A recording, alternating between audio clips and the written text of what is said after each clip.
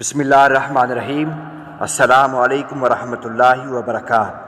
حضرت ابن عباس رضی اللہ تعالیٰ عنہ سے روایت ہے، نبی اکرم صلی اللہ علیہ وآلہ وسلم نے ارشاد فرمایا کہ اللہ تعالیٰ بندے کے 3 قسم کے گناہ معاف نہیں کرے گا۔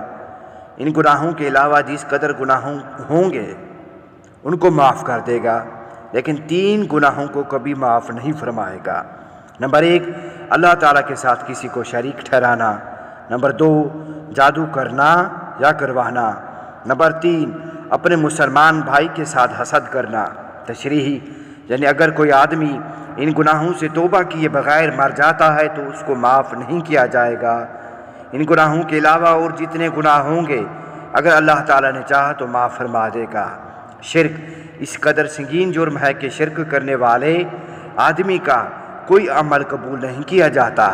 جادو یہ وہ بدترین گناہ ہے جو آدمی کو ایمان سے خارج کر دیتا ہے۔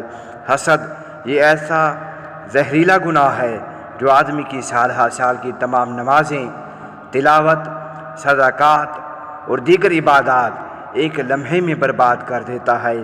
لہذا ان گناہوں سے بچنے کا اہتمام کیا جائے۔